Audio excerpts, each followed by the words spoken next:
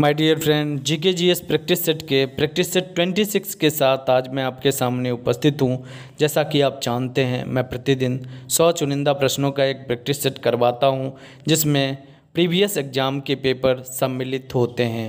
आप जिस भी एग्ज़ाम की तैयारी करते हो, बिहार दरोगा, रेलवे एनटीपीसी, बीपीएससी, यूपीपीएससी या फिर एसएससी की तैयारी करते हो, तो आपके लिए यह सेट बहुत ही बेनिफिशियल होने वाला है। आप अगर चैनल पर नए हैं तो कृपया चैनल को सब्सक्राइब कर लें, नोटिफिकेशन बेल को दबा लें। यह एक पूर्ण प्रैक्टिस सेट होता है। इसमें सामान्य अध्ययन के हर एक सेक्शन, चाहे वो इतिहास हो, भूगोल हो, इंडियन पॉलिटी, साइंस या फिर करंट अफेयर हो, सभी के प्रश्न आपको देखने को मिलेंगे। तो आप मेरे साथ वीडियो के लास्ट तक बने रहिए। आज का पहला प्रश्न है, महमूद गजनबी के भारत पर आक्रमण का उद्देश्य क्या था? मध्य एशिया में एक बड़े साम्राज्य की स्थापना के लिए धन प्राप्त करना, गजनी साम्राज्य का विस्तार, इस्लाम का प्रचार, मूर्तियों को तोड़ना एवं मंदिरों को लूटना।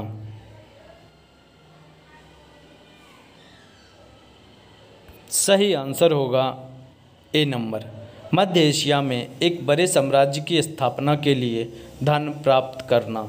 महमूद गजनबी भारत में सोने की चिड़िया को बस लूटने के लिए आया था। उसका उद्देश्य यहाँ पे शासन करना नहीं था। उसका उद्देश्य सिर्फ यहाँ से धन लूट के मध्य एशिया में एक बड़े साम्राज्य की स्थापना करना था। 1857 में किसने इलाहाबाद को आपातकालीन मुख्यालय बनाया था? 1857 का जो विप्लव था, जिसे भारतीय स्वतंत्रता का पहला संग्राम कहा जाता है, उस समय किसने इलाहाबाद को आपातकालीन मुख्यालय बनाया था? Robert Clive, Lord Wellesley, Lord Dalhousie, Lord Canning.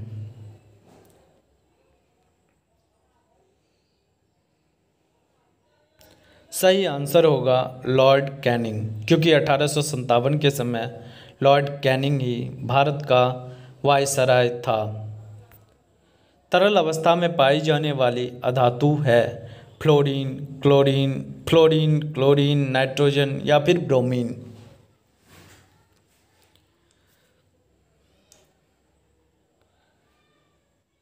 सही आंसर होगा ब्रोमीन। ब्रोमीन एक ऐसी अधातु है जो तरल अवस्था में पाई जाती है। वह विटामिन जो शरीर में आसानी से निर्मित होता है, vitamin B, vitamin C, vitamin A या फिर विटामिन डी।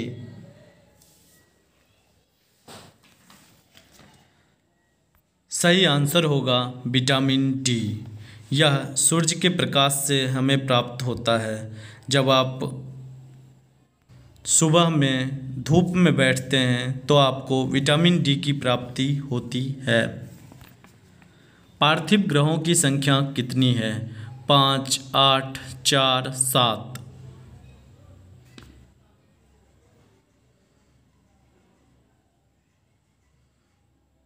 सही आंसर होगा सी नंबर 4। पार्थिव ग्रह को आंतरिक ग्रह भी कहा जाता है। आंतरिक ग्रहों में बुध, शुक्र, पृथ्वी और मंगल आते हैं। इसे पार्थिव ग्रह इसीलिए कहा जाता है कि शुरू से सूर्य से दूरी में जो 4 ग्रह प्रारंभिक में हैं, उनमें से पृथ्वी सम्मिलित है और वह बुध, शुक्र, पृथ्वी और मंगल ही हैं। इसीलिए इन्हें पार्थिव ग्रह या फिर आंतरिक ग्रह कहा जाता है। 4 अन्य ग्रह होते हैं जिन्हें बाह्यतम ग्रह या बृहस्पतीय ग्रह कहा जाता है। वो बृहस्पति, शनि, अरुण और वरुण होते हैं। एक और ग्रह जिसका नाम आप जानते थे, प्लूटो, जिसे अब 52वां ग्रह ड्वार्फ प्लैनेट के रूप में शामिल किया गया है। ग्रहों की सूची से उसे हटा दिया गया है। इस तरह से 2 प्रकार के ग्रह होते हैं। 8 जो ग्रह हैं अपने, उसमें से 2 प्रकार के ग्रह होते हैं। पहला होता है आंतरिक ग्रह, जिसमें बुध, शुक्र, पृथ्वी या मंगल आते हैं। इसे हम पार्थिव ग्रह भी कहते हैं। दूसरा होता है बाह्य ग्रह, इसमें बृहस्पति, शनि, अरुण और वरुण आते हैं। इसे हम बृहस्पतीय ग्रह भी कहते हैं। अंतरिक्ष में कुल कितने तारामंडल हैं? 91, 97, 81, 95, 89।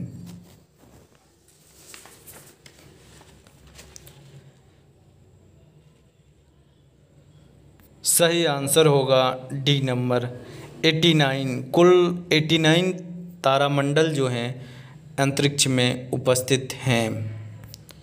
एक ग्रह की अपने कक्ष में सूर्य से अधिकतम दूरी को क्या कहा जाता है?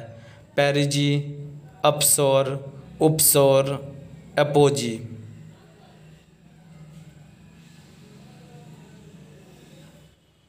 सही आंसर होगा बी नंबर, इसे अपसौर कहा जाता है।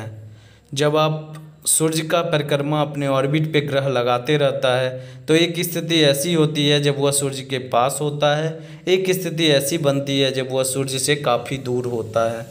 तो जब वह सूर्य से अधिकतम दूरी पर रहता है तो उस स्थिति को हम अपसौर कहते हैं। जब वह सूर्य के काफ़ी नज़दीक रहता है तो उसे हम उपसौर कहते हैं।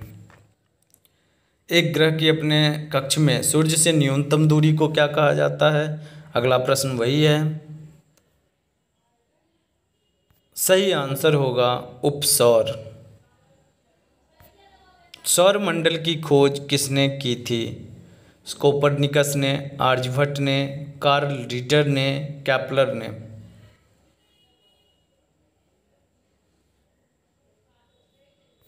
सही आंसर होगा कोपरनिकस ने सौरमंडल की खोज की थी। पादप विज्ञान की शाखा कवक शास्त्र में किसका अध्ययन किया जाता है? इसे इंग्लिश में हम माइकोलॉजी कहते हैं। फफूंद का, शब्दार्थ, कीट का या फिर पादप का अध्ययन किया जाता है।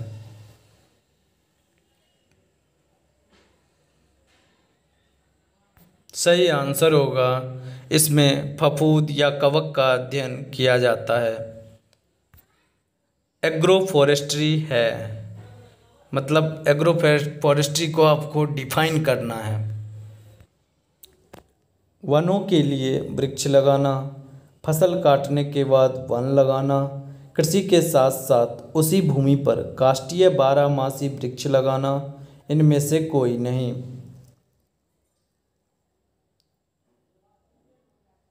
सही आंसर होगा कृषि के साथ साथ उसी भूमि पर काष्ठीय बारहमासी वृक्ष लगाना।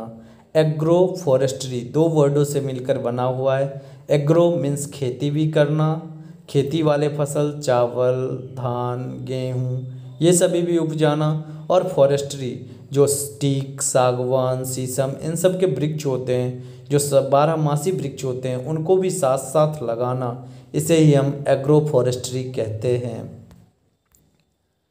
मुगलों और मराठा के बीच हुई 1719 ईस्वी की संधि को रिचर्ड टेम्पल ने मराठा साम्राज्य का मैग्ना कार्टा कहा था। यह संधि बालाजी विश्वनाथ और सैयद बंधुओं ने किसके नाम पर की थी? मीन्स जो 1719 में मुगलों और मराठा के बीच संधि हुई थी, इसमें बालाजी विश्वनाथ और सैयद बंधु ये दोनों ने मिलकर संधि किया था, तो किसके नाम पर किया गया था?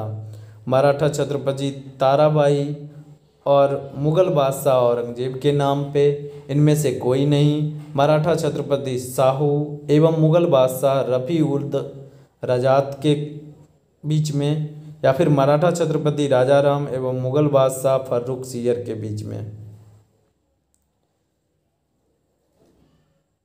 सही आंसर होगा मराठा छत्रपति शाहू और मुग़ल बादशाह रफ़ी उद रजात के बीच में यह संधि हुई थी, जिसे मराठा साम्राज्य का मैग्ना कार्टा कहा जाता है। बंगाल की एशियाटिक सोसाइटी 1784 में जो स्थापना किया गया था, किन्होंने किया था? William Jones, Warren Hastings, James Mackintosh, William Wilkins.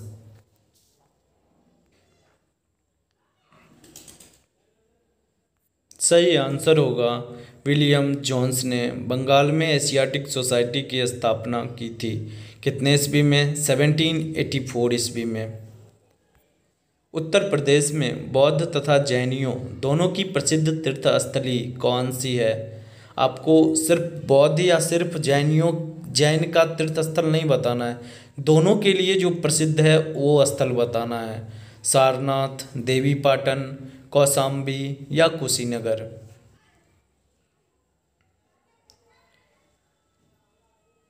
सही आंसर होगा कौशाम्बी। यह बुद्ध और जैन धर्म दोनों का ही महत्वपूर्ण तीर्थस्थली है। 1857 के संदर्भ में किसने कहा था, ब्रिटिश शासन को उखाड़ फेंकने के लिए भारतीय जनता की क्रांति। 1857 ईस्वी से जुड़े हुए काफ़ी प्रश्न पूछे जाते हैं कि इसे पहला स्वतंत्रता संग्राम किसने कहा था, तो आंसर होगा वीर सावरकर। यहाँ पे आपको पूछा गया है ब्रिटिश शासन को उखाड़ फेंकने के लिए भारतीय जनता की क्रांति किसने कहा है।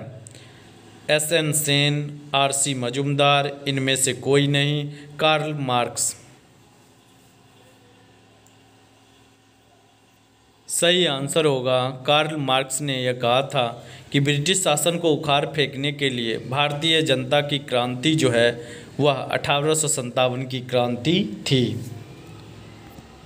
केवल वह स्तंभ जिसने अशोक ने स्वयं को मगध का सम्राट बताया है, क्वीन स्तंभ में, मास्की का लघु स्तंभ लेख जो है उसमें, या फिर बाबरू स्तंभ लेख में, रुमनदेई अभिलेख में।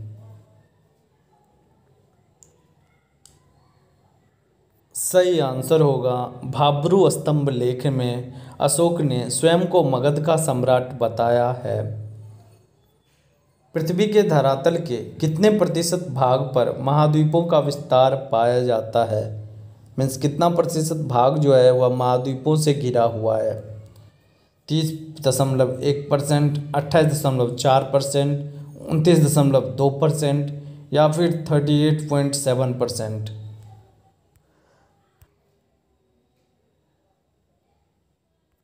सही आंसर होगा सी नंबर, 29.2% भाग पर महाद्वीप फैला हुआ है। कोशिका द्रव में उपस्थित महीन शाखित झिल्लीदार और अनियमित नलिकाओं का घना जाल क्या कहलाता है। गोल्जी काय, माइटोकॉन्ड्रिया, राइबोसोम, अंतःप्रद्रव्यी जालिका।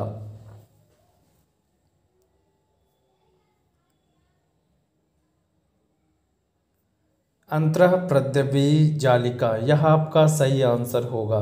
इसे इंग्लिश में एंडोप्लाज्मिक रेटिकुलम के नाम से जाना जाता है और यह कोशिका द्रव में पाई जाने वाली झिल्लीदार जालीनुमा संरचना होती है, इसीलिए इसे अंतःप्रद्रव्यी जालिका भी कहा जाता है।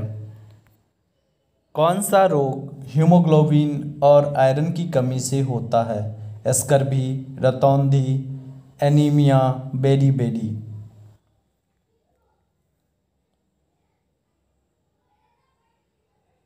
सही आंसर होगा एनीमिया रोग हीमोग्लोबिन या आयरन की कमी से होता है, नॉर्मली जिसे हम खून की कमी के नाम से जानते हैं। ब्रोकन विंग पुस्तक किसने लिखा था। सरोजनी नायडू ने, अयूब खान ने, चार्ल्स डार्विन ने, महादेवी वर्मा ने।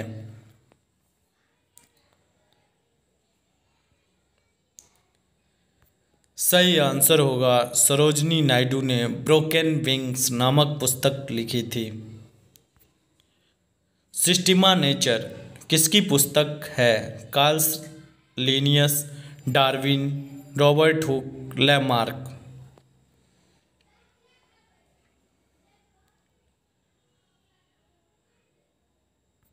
सही आंसर होगा कार्ल लिनियस की पुस्तक का नाम सिस्टीमा नेचर है। चरक संहिता नामक पुस्तक किस विषय से संबंधित है। अर्थशास्त्र, राजनीति, चिकित्सा, धर्म।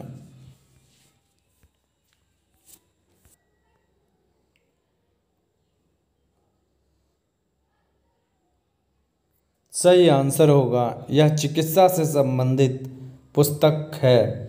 महर्षि चरक प्राचीन भारत में बहुत ही बड़े चिकित्सक थे।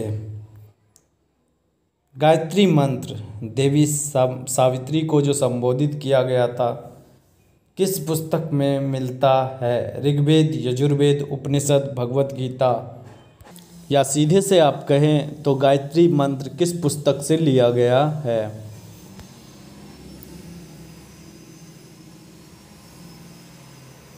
सही आंसर होगा गायत्री मंत्र ऋग्वेद से लिया गया है।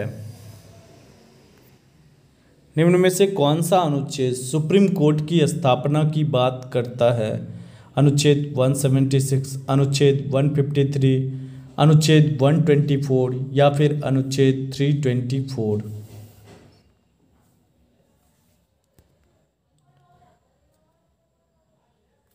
सही आंसर होगा अनुच्छेद 124। इसके ही तहत सुप्रीम कोर्ट की स्थापना की बात कही गई है। सुप्रीम कोर्ट पर मैंने एक वीडियो अलग से बनाए हैं, आप इंडियन पॉलिटी के प्लेलिस्ट में जाके आप उसे देख सकते हैं। इसके अलावा मैंने अन्य भी वीडियो बनाए हैं, जैसे भारत के राष्ट्रपति, प्रधानमंत्री, अटॉर्नी जनरल, वित्त जो आयोग होता है, राष्ट्रीय महिला आयोग के बारे में, महान्यायवादी के बारे में, सॉलिसिटर जनरल के बारे में, इन सभी के वीडियो आपको मिलेंगे जहां पे मैंने फुल डिटेल जानकारी दी है। भारत में न्यायालय की एकल व्यवस्था कहां से प्राप्त है? भारत सरकार अधिनियम 1935 से, भारत सरकार अधिनियम 1919 से, पिट्स इंडिया एक्ट 1773 से, या इनमें से कोई नहीं?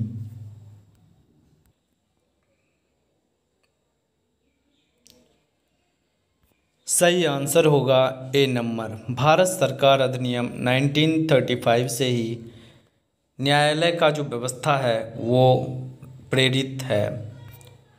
विश्व पुस्तक और कॉपीराइट दिवस निम्न में से किस दिन मनाया जाता है? 23 अप्रैल को, 15 अप्रैल को, 20 अप्रैल को, 15 मई को?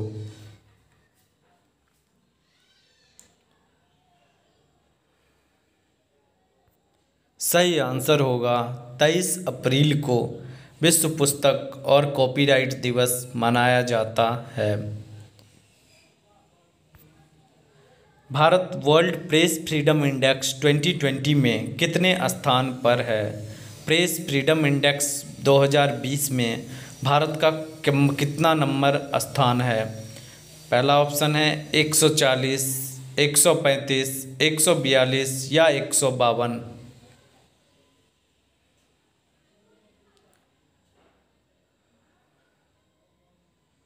सही आंसर होगा सी नंबर। 142वां स्थान वर्ल्ड प्रेस फ्रीडम इंडेक्स में है, जबकि पहले नंबर पर लगातार चौथे वर्ष में, मतलब लगातार 4 वर्ष से नॉर्वे जो है वह पहला स्थान पर है। वर्ल्ड प्रेस फ्रीडम इंडेक्स यह प्रेस की स्वतंत्रता को दिखाता है। नॉर्वे में सबसे ज़्यादा प्रेस की स्वतंत्रता है।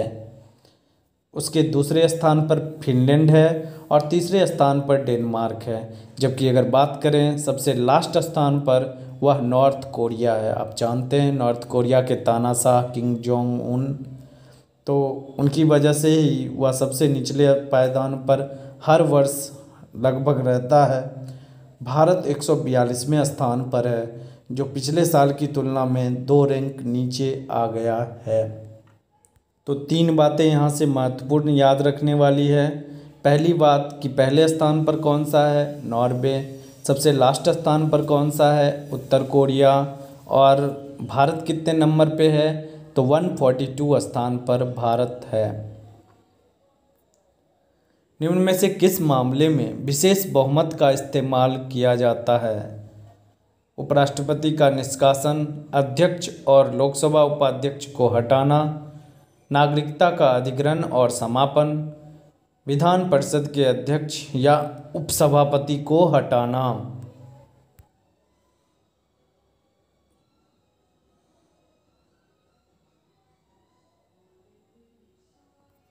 सही आंसर होगा सी नंबर। नागरिकता का अधिग्रहण और समापन इस मामले में विशेष बहुमत के द्वारा संविधान से पारित करने पर ही कोई भी कानून लागू होता है। भारत में संविधान संशोधन की प्रक्रिया किस देश से ली गई है? अमेरिका के संविधान से, जापान के संविधान से, दक्षिण अफ्रीका के संविधान से या फिर कनाडा के संविधान से?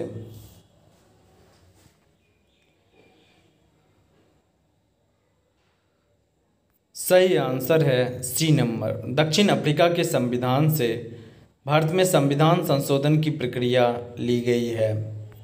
अगला प्रश्न है, अनुच्छेद 368 का संबंध किससे है?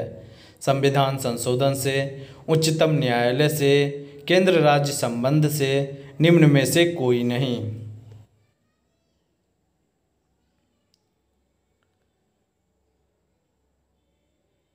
सही आंसर होगा ए नंबर, संविधान संशोधन से अनुच्छेद 368 संबंधित है।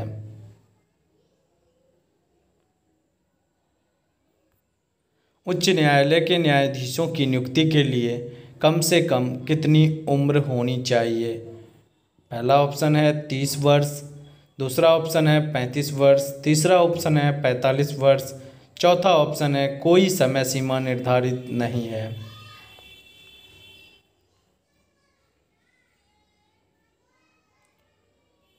सही आंसर होगा डी नंबर, कोई समय सीमा निर्धारित नहीं है।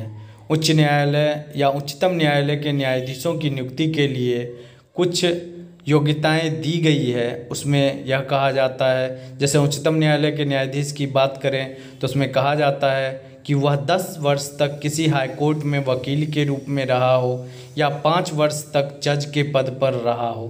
तो इस तरह की योग्यताएं होती है, परंतु एज की बात कहीं भी नहीं किया जाता है। न्यायाधीशों के बारे में एज की बात नहीं की जाती है। अतः आपका सही आंसर होगा डी नंबर, कोई समय सीमा निर्धारित नहीं है बनने की। रिटायर होने की 65 वर्ष और 62 वर्ष, कहीं 65 अप्लाई होता है, कहीं 62 वर्ष अप्लाई होता है। निम्न में से कौन सुमेलित नहीं है? अनुच्छेद 214 किससे संबंधित है वो दिया गया है और अनुच्छेद दिया गया है। तो अनुच्छेद 214 के आगे लिखा है राज्यों के लिए उच्च न्यायालय। अनुच्छेद 216 उच्च न्यायालय का गठन। अनुच्छेद 221 उच्च न्यायालय के न्यायाधीशों की शपथ। अनुच्छेद 223 कार्यकारी मुख्य न्यायाधीश की नियुक्ति।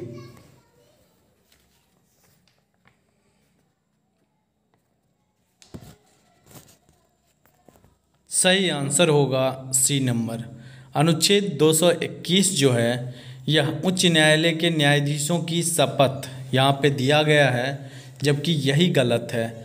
अनुच्छेद 221 में न्यायाधीशों के वेतन आदि के बारे में बात की गई है। यहाँ पे क्या लिखा हुआ है? न्यायाधीशों के शपथ के बारे में। ऐसा नहीं है, जबकि अन्य सभी ऑप्शन सही हैं। अनुच्छेद 214 राज्यों के लिए उच्च न्यायालय की व्याख्या करता है। अभी पहले ही प्रश्न में आपने देखा था कि सर्वोच्च न्यायालय की व्यवस्था कितने अनुच्छेद में की गई है? 124 124 में।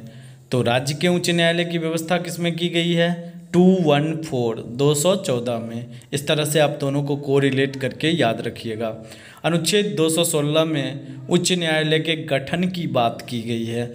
अनुच्छेद 221 में उच्च न्यायालय के न्यायाधीशों के वेतन की बात की गई है, ना कि शपथ की बात की गई है। अनुच्छेद 223 में कार्यकारी मुख्य न्यायाधीश की नियुक्ति की बात की गई है।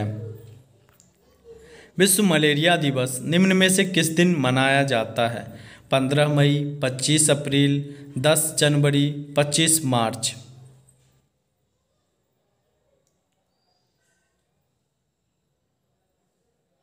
सही आंसर होगा बी नंबर, 25 अप्रैल को विश्व मलेरिया दिवस के रूप में मनाया जाता है। अंतर्राष्ट्रीय नृत्य दिवस निम्न में से किस दिन मनाया जाता है? 10 मार्च, 20 फरवरी, 29 अप्रैल या 21 मई को?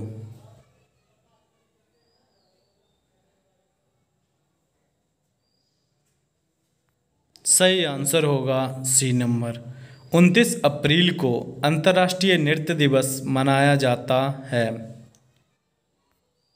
भारत और किस देश के बीच में इंद्र युद्ध अभ्यास का आयोजन किया जा रहा है? भारत और किस देश के बीच में इंद्र युद्ध अभ्यास का आयोजन किया जा रहा है? रूस, जापान, नेपाल या बांग्लादेश?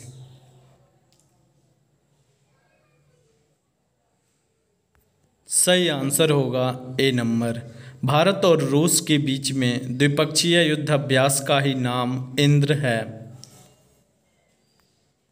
केंद्र सरकार ने हाल ही में किस राज्य में कोणार्क सूर्य मंदिर के पूर्ण सौरकरण के लिए एक योजना शुरू की थी? कोणार्क सूर्य मंदिर, यह करंट का भी प्रश्न है और जीके का भी प्रश्न है। तो उड़ीसा, राजस्थान, पंजाब, तमिलनाडु।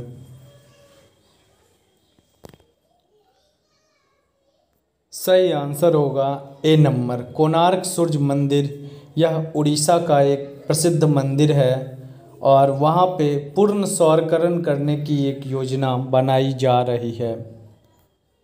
हिंदी पत्रकारिता दिवस निम्न में से किस दिन मनाया जाता है? 30 मई, 5 जनवरी, 10 फरवरी, 25 मार्च।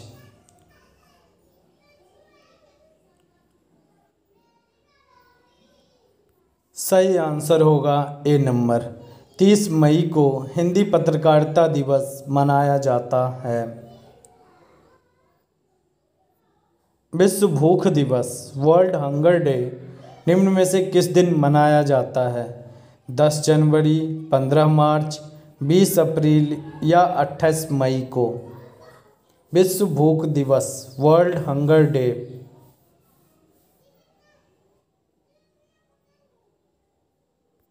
सही आंसर होगा डी नंबर।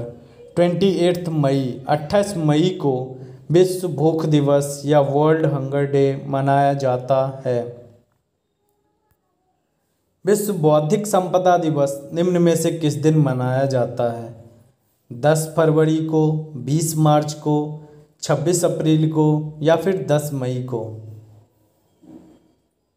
ये सभी महत्वपूर्ण दिवस हैं जिसको मैंने इस वीडियो में कवर किया है।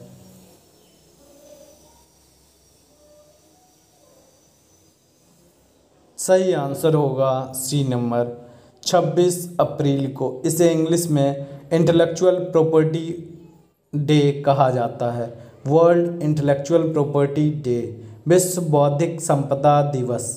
और यह कब मनाया जाता है? 26 अप्रैल को मनाया जाता है। प्रत्येक वर्ष 23 अप्रैल को किस राज्य में खोंगजोंग दिवस मनाया जाता है? मणिपुर, कर्नाटक, पंजाब, राजस्थान।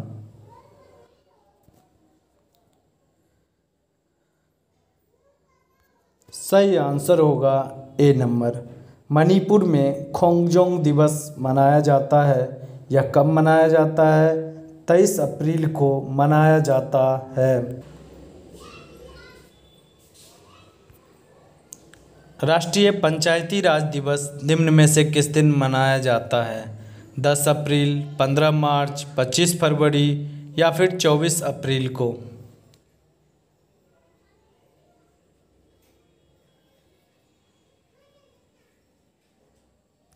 सही आंसर होगा डी नंबर। 24 अप्रैल को राष्ट्रीय पंचायती राज दिवस मनाया जाता है। यह दिन जो है संविधान के 73वें संशोधन 1992 जो पारित हुआ था, किस दिन पारित हुआ था? 24 अप्रैल 1993 से यह लागू हुआ था और इसीलिए इस दिन को राष्ट्रीय पंचायती राज दिवस के रूप में मनाया जाता है। और इसकी शुरुआत किस वर्ष से हुई थी? 2010 से। मैं आपको एक बार फिर से बता दूं, राष्ट्रीय पंचायती राज दिवस, जो पंचायती राज व्यवस्था है भारत में, जो हमारा ग्राम पंचायत है, पंचायत, ग्राम पंचायत, जिला पंचायत, ये सारे जो व्यवस्था, त्रिस्तरीय जो ग्राम पंचायत की व्यवस्था है, उसे संविधान में 73वें संशोधन 1992 पारित करके जोड़ा गया था। और इसे लागू कब किया गया था? 24 अप्रैल 1993 को लागू किया गया था। इसीलिए 24 अप्रैल को ही राष्ट्रीय पंचायती राज दिवस के रूप में हम मनाते हैं। तो फिर से आप एक बार देख लीजिए, राष्ट्रीय पंचायती राज दिवस कब मनाया जाता है? तो डी नंबर ऑप्शन होगा 24 अप्रैल। यह एग्जाम का पूछा गया प्रश्न है। जिन बच्चों को सूर्य का प्रकाश नहीं मिलता है वह रोगी होते हैं। किस बीमारी उनको होती है? तो रिकेट्स, मैक्सिडिमा, रात्रि अंधेपन की, इनमें से कोई नहीं।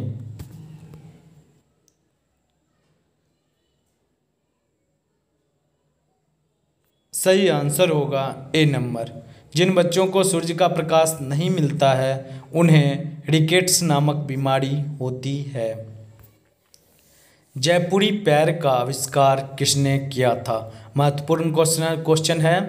डॉक्टर चुघ ने, डॉक्टर सेठी ने, डॉक्टर खुराना ने या डॉक्टर स्वामी ने?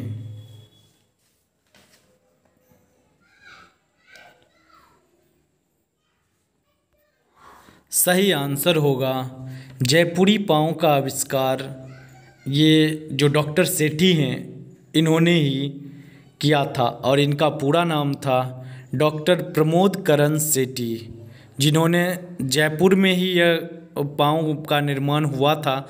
और रबर का एक कृत्रिम पाँव होता है और वैसे व्यक्तियों को लगाया जाता है जिनका घुटना के नीचे अगर पैर क्षतिग्रस्त हो गया है तो उसे यह पैर लगाया जाता है, कृत्रिम पैर। और इसका निर्माण किन्होंने करवाया था? खुद डॉक्टर प्रमोद करण सेठी ने करवाया था। चूँकि यह जयपुर में निर्माण हुआ था इसीलिए इसे जयपुर पैर के नाम से जाना जाता है। और इसका निर्माण कब करवाया गया था? तो लगभग 1969 में इसका निर्माण डॉक्टर प्रमोद करण सेठी ने करवाया था। सूअरों को मानव रिहायशी क्षेत्र से दूर रखना किसके उन्मूलन में सहायक है? मलेरिया के, जापानी इंसेफ्लाइटिस से, फीलपाँव जिसे आप हाथी पाँव भी कहते हैं, या पोलियो के?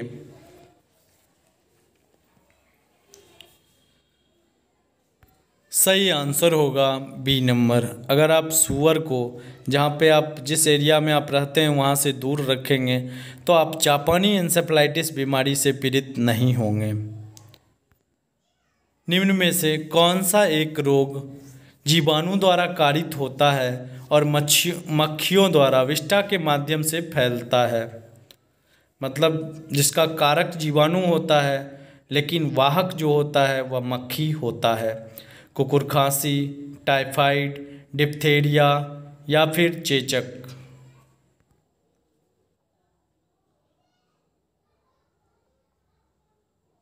सही आंसर होगा बी नंबर। टाइफाइड एक ऐसी बीमारी है जो जीवाणु बैक्टीरिया के कारण फैलता है और मक्खियों के द्वारा एक जगह से दूसरे जगह फैलाया जाता है। भारत में मिशन इंद्रधनुष अभियान संबंधित है गर्भवती महिलाओं के पोषण से, मधुमेह के प्रति जागरूकता से, अंधापन निवारण से, बच्चों के टीकाकरण से। मिशन इंद्रधनुष किससे संबंधित है?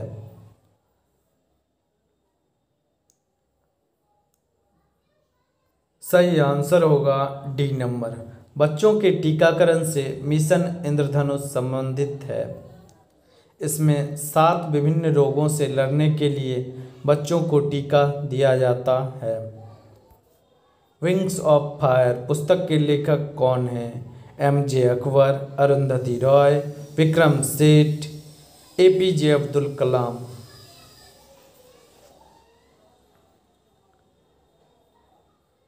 सही आंसर होगा APJ. Abdul Kalam. Wings of fire यह इनकी आत्मकथा भी है। भारत का प्रथम स्वतंत्रता संग्राम पुस्तक के लेखक कौन थे?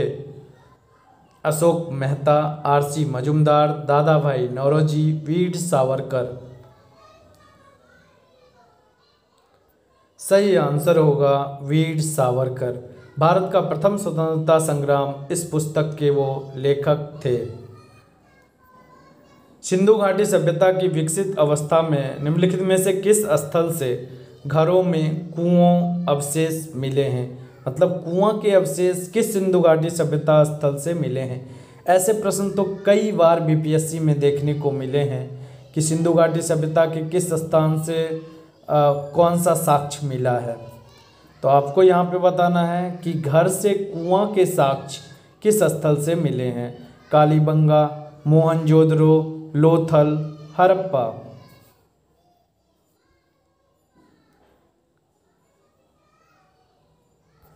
सही आंसर होगा मोहनजोदड़ो। सिंधु घाटी सभ्यता के इसी स्थल से कुएं के अवशेष मिलेंगे। बड़े बड़े स्नानागार के भी अवशेष मोहनजोदड़ो से ही मिले हैं।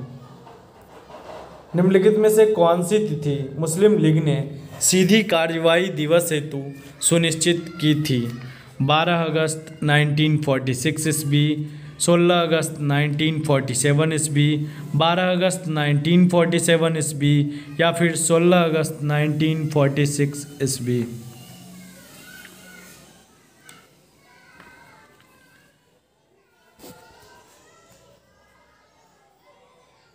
सही आंसर है 16 अगस्त 1946 ईस्वी को प्रत्यक्ष कार्यवाही दिवस के रूप में मुस्लिम लीग ने घोषणा की थी।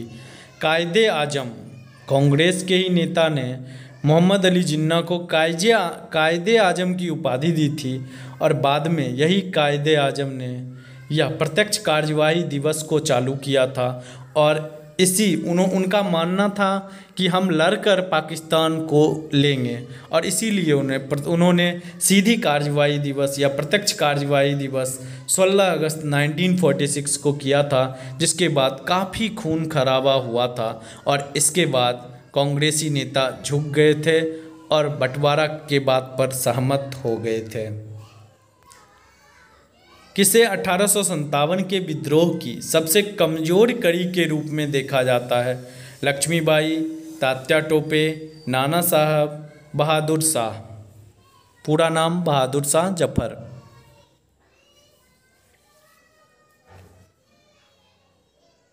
सही आंसर होगा बहादुर शाह जफर। यह बूढ़ा हो चुका था और 1857 की क्रांति में दिल्ली की गद्दी पे यही विराजित था। हर जगह विद्रोह हुआ, इसे भी आमंत्रण दिया गया पर इसने सही से नेतृत्व नहीं कर पाया था, तो यह भी एक 1857 की क्रांति के असफल होने का एक प्रमुख कारण के रूप में आता है। पिछोला लेक एक कृत्रिम मीठे पानी की झील किस राज्य में है? आपके ऑप्शन हैं मध्य प्रदेश, राजस्थान, जम्मू कश्मीर, गुजरात।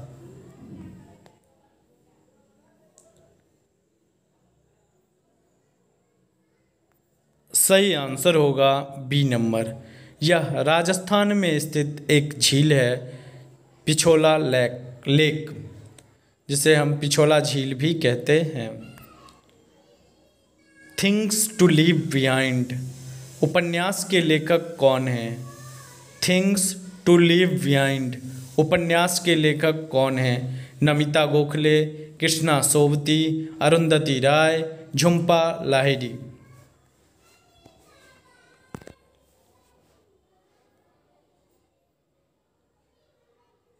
सही आंसर होगा नमिता गोखले।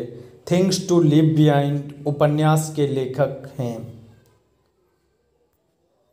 फ्रेजर आयोग का गठन 1902 में किया गया था। इसका मुख्य उद्देश्य क्या था?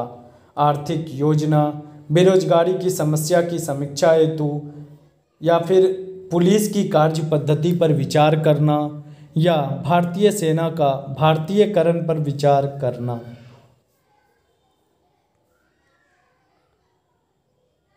सही आंसर होगा सी नंबर। पुलिस की कार्य पद्धति पर विचार करने के लिए 1902 ईस्वी में फ्रेजर आयोग का गठन किया गया था। एग्जाम में डायरेक्ट पूछा जाता है फ्रेजर आयोग किससे संबंधित है? सही आंसर होगा पुलिस की कार्य पद्धति पर विचार करने से संबंधित है। वर्ग 3 से वर्ग 12 तक के सभी तत्वों को किस ब्लॉक में रखा गया है? यह बात हो रही है पीरियोडिक टेबल की, तो उसमें जो कॉलम 3 से लेकर कॉलम 12 तक आता है, जो कि बीच का पार्ट आप देखते हैं, तो वह किस ब्लॉक में आता है? F block, S block, P block, D block.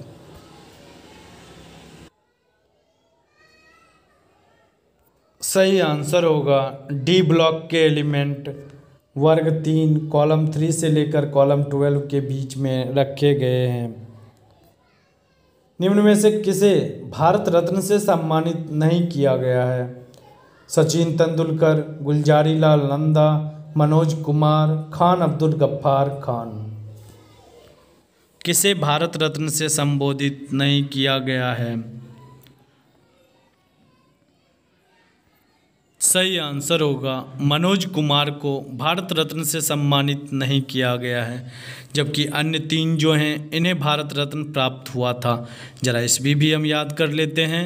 Sachin Tendulkar 2014 ईस्वी में पहली बार किसी क्रिकेटर को किसी भी खिलाड़ी को भारत रत्न से सम्मानित किया गया था 2014 में।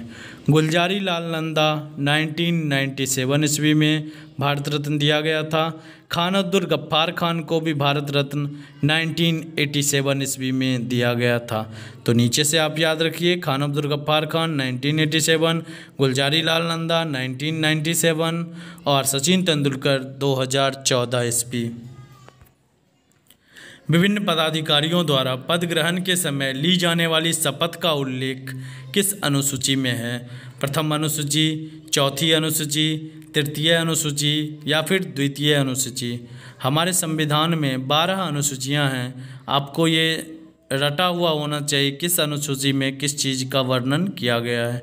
यहाँ पे आपसे पूछा गया है विभिन्न पदाधिकारियों के पद ग्रहण के समय ली जाने वाली शपथ की चर्चा किसमें की गई है?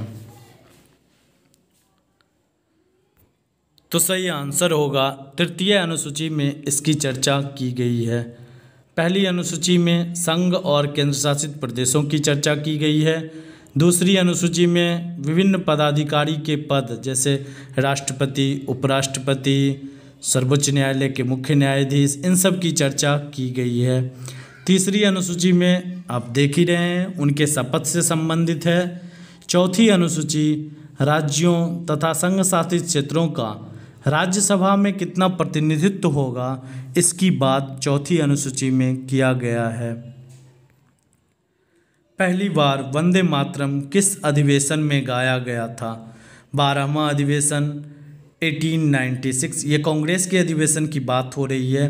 12वां अधिवेशन 1896 कोलकाता में, 9वां अधिवेशन 1893 लाहौर में, 17वां अधिवेशन 1901 कोलकाता में, 10वां अधिवेशन 1894 मद्रास में।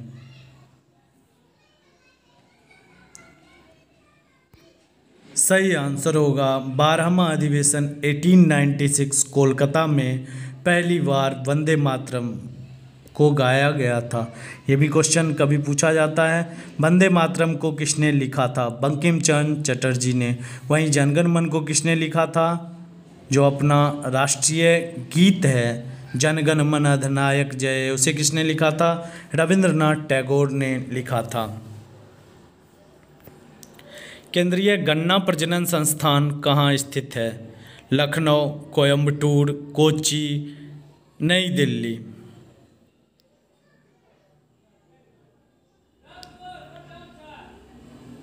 सही आंसर होगा कोयम्बटूर। कोयम्बटूर में केंद्रीय गन्ना प्रजनन संस्थान स्थित है। आज भर के लिए इतना ही। मिलते हैं अगले वीडियो प्रैक्टिस सेट 27 के साथ। तब तक के लिए मैं आपको बता दूं, अगर आप चैनल पे नए हैं या आपने चैनल को सब्सक्राइब नहीं किया है तो आप कृपया चैनल को सब्सक्राइब कर लें, नोटिफिकेशन बेल को दबा लें। अगर अपने दोस्तों के बीच में वीडियो को ज़्यादा से ज़्यादा शेयर करें, वीडियो को लाइक करें। तो मिलते हैं कल प्रैक्टिस सेट 27 के साथ।